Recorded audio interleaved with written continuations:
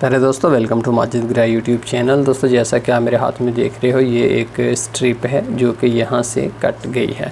जैसा कि अगर आप देखें तो इसके यहाँ पर वायर्स हैं, लेकिन अगर आप इसकी दूसरी सीमत में देखो दोस्तों तो भी यहाँ पर अगर आप देखें तो वायर्स हैं। इसकी दोनों सीमत वायर्स हैं, ये तो एक है लेकिन ये इस तरह का आए दिन हमारे पास मोबाइल फ़ोन रिपेयरिंग के अंदर केस आता है कि बिलखसूस जो फिंगरप्रिंट सेंसर होते हैं वो वाले या LCD या चार्जिंग फ्लैक्स वाली केबलें वो कहीं ना कहीं से ना कट जाती हैं। बहुत सारी फ्लैक्स इस्तेमाल होते हैं PCB के अंदर, तो वो कट जाती हैं। तो उनको किस तरह से रिपेयर करना है हम इस वीडियो के अंदर सीखेंगे। हम ये जो एक स्ट्रिप है इसको भी रिपेयर करेंगे, दोनों तरफ ही इसकी जो टांकियाँ वो लगाएंगे और फिर हम इसको चालू करके भी देखेंगे। तो सबसे पहले मैं आपको बताता हूँ कि हमें क्या चीज़ें चाहिए ये काम शुरू करने से पहले। कोई भी स्ट्रिप हो उसको रिपेयर करने से पहले हमारे पास क्या होना चाहिए, तो वो मैं आपको चीज़ें नोट करवाता हूँ। तो उसके लिए दोस्तों सबसे पहले हमारे पास जो चीज़ होनी चाहिए वो है जंपर वायर। जैसे कि अगर आप देखें तो ये 0.007 mm की है, जो कि हमारे बाल से भी बहुत बारीक वायर है। ये सनशाइन का जो है वायर है, jumper wire. Jumper wire market में जो 5 रुपये का कॉयल मिलता है वो तो ये है, ये 0.10 mm का होता है। तो ये काफ़ी मोटा होता है। इस तरह की रिपेयरिंग करने के लिए ना इस तरह की स्ट्रिप है उनको रिपेयर करने के लिए मुनासिब नहीं होता, क्योंकि ये काफ़ी मोटा वायर होता है।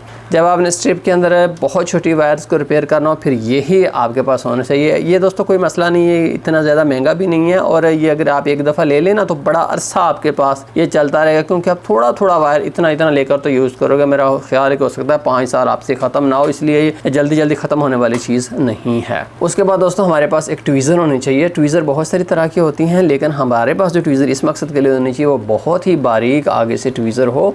मोटी ट्वीज़र जो है ये जिसका आगे से यहाँ से ख़राब हो तो वो बिल्कुल भी काम नहीं करेगी। ये पॉइंट नोट करो, सबसे बारीक, और कभी भी नीचे ना गिरी, क्योंकि जो अक्सर ट्वीज़र नीचे लग जाती हैं उसके बाद इनके हेड आगे से तबाह बर्बाद हो जाते हैं। इस तरह की ट्वीज़र ये काम करने के लिए बिल्कुल भी मुनासिब नहीं है। उसके बाद दोस्तों हमारे पास पेन टाइप कटर होना चाहिए। जैसा कि अगर आप देखें तो ये पेन टाइप कटर है। इसका ब्लेड बिल्कुल आपने न्यू डालना है, बिल्कुल न्यू ब्लेड आपने डालना है, फिर आपने यूज़ करना। पुराना ब्लेड अगर है तो उससे आप काम कर रहे हैं, फेल हो जाए काम, तो फिर आप नहीं कह सकते कि माजिद गिराया जो है वो ठीक नहीं सिखाता। उसके बाद दोस्तों हमारे पास जो है वो सोल्डर वायर होनी चाहिए। जैसा कि अगर आप देखें तो ये M60 M60 सोल्डर वायर है मैकेनिक का। तो और भी तरह के हैं, जैसा कि अगर आप देखें तो ये 0.8 mm का वायर है ना, ये मोटा है तो ये इस काम के लिए मुनासिब नहीं है। इसके अलावा अगर आप देखें तो ये 0.4 mm का वायर है, मैकेनिक का ही है।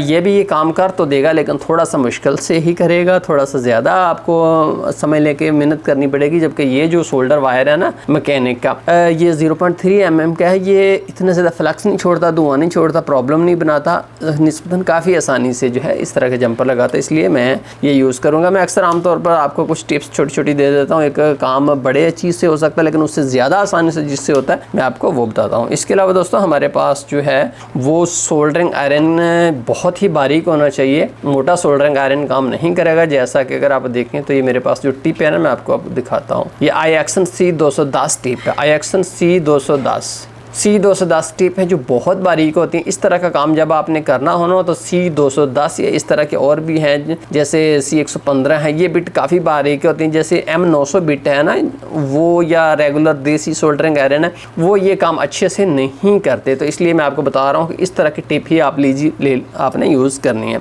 इसके अलावा दोस्तों हमारे पास जो है वो होना चाहिए, ये क्या चीज़ है दोस्तों, ये है UV लैम्प। ये USB से लगाएं तो यहाँ से जो लाइट देता है वो अल्ट्रा वायलेट होती है।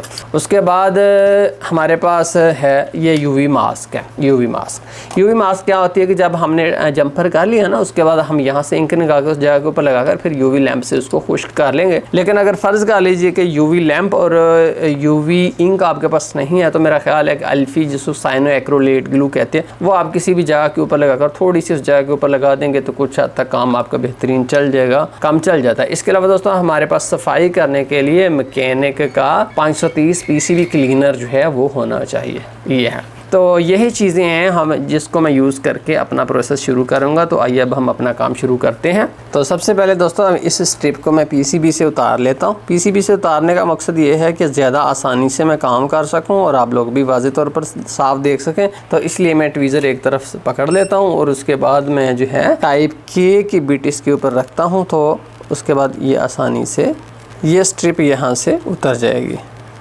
उसके बाद दोस्तों दोनों स्ट्रिप्स को आप जो है एक दूसरे के बिल्कुल सामने रखिए ये देखिए एक दूसरे के सामने हमने इसको रख लिया।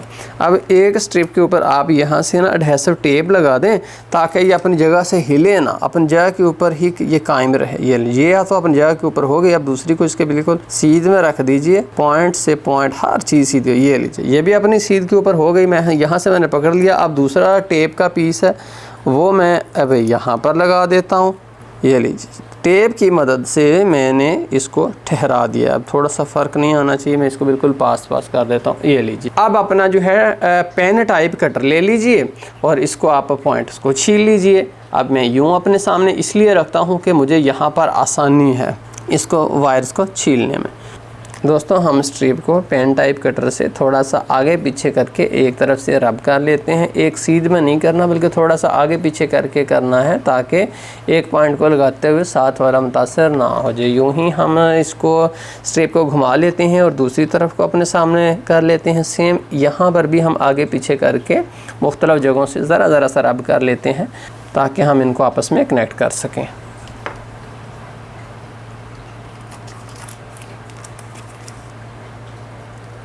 अब दोस्तों हम मैकेनिक का M60 सोल्डर वायर लेते हैं और इन पॉइंट के ऊपर थोड़ा सा सोल्डर लगा देते हैं ताकि सारे के सारे पॉइंट जो हैं वो सोल्डर पकड़ लें।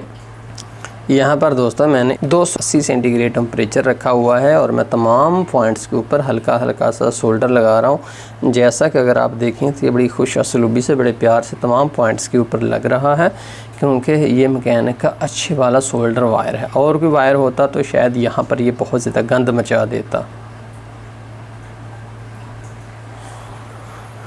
अब दोस्तों हम अपना नेक्स्ट प्रोसेस शुरू करते हैं। जैसे कि अगर आप देखें ना तो ये जो पॉइंट है यहाँ से लेकर यहाँ तक एक जाली सी बनी हुई है। मतलब ये है कि ये ग्राउंड का पॉइंट है और ये सारे का सारा यहाँ से लेकर यहाँ तक सिर्फ एक ही वायर है।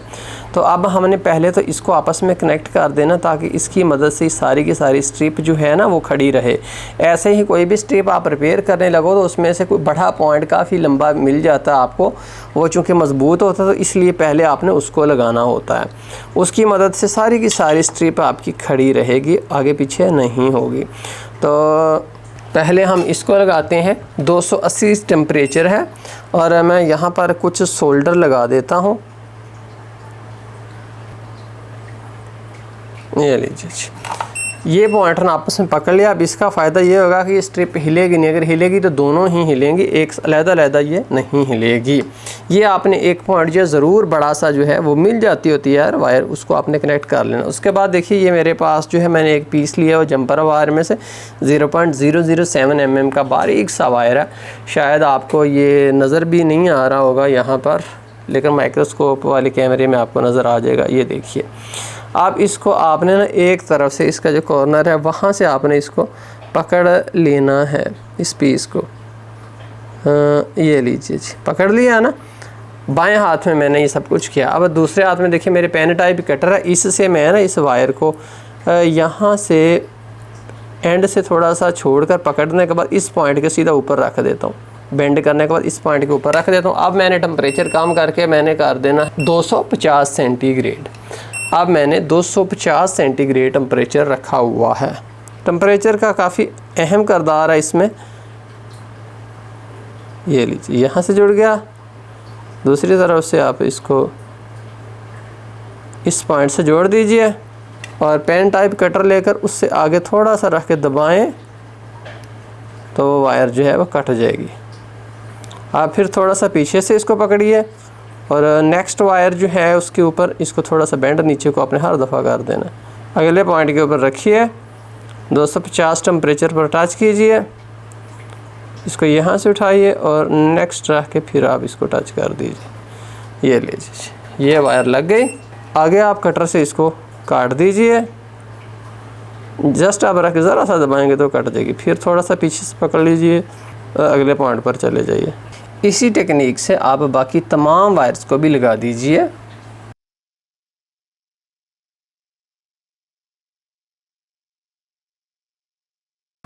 उसके बाद देखिए मैंने रुई के चंद ज़र्रात लिए, ज़रा सी कॉटन ली है। इसको मैंने ट्वीज़र से पकड़ा, इसके ऊपर ज़रा सा मैंने पीसीबी क्लीनर डाला और फिर मैं प्यार से यहाँ से इस तरफ को और फिर यहाँ से इस तरफ को।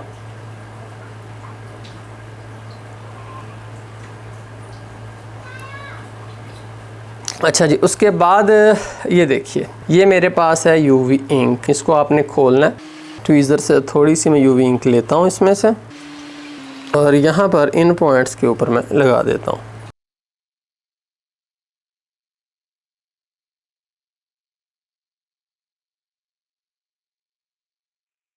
दोस्तों हमने इन तमाम पॉइंट्स के ऊपर यूवी इंक को अच्छे तरीके से फैला दिया है। ये हमारा यूवी लैंप है, हम इसको जलाते हैं यूवी लैंप को और सीधे यहाँ पर इसके ऊपर रख देते हैं। अब यहाँ पर हम दोस्तों इसको 10 मिनट रखेंगे। 10 मिनट के बाद हमारी इंक मुकम्मल तौर पर खुश्क हो जाएगी। फिर हम नेक्स्ट चलेंगे। कुछ लोग ज़रा जल्दी करते हैं जिससे इंक मुकम्मल तौर पर खुश्क नहीं होती, नीचे से वो सारी की सारी गीली होती है, जिसकी वजह से पॉइंट जल्दी टूट जाते हैं। इसलिए 10 मिनट आप ज़रूर दीजिए। अब सेम प्रोसेस को दूसरी तरफ दोहराइए। एडहेसिव टेप को एहतियात से उतारकर स्ट्रिप को निकाल लीजिए।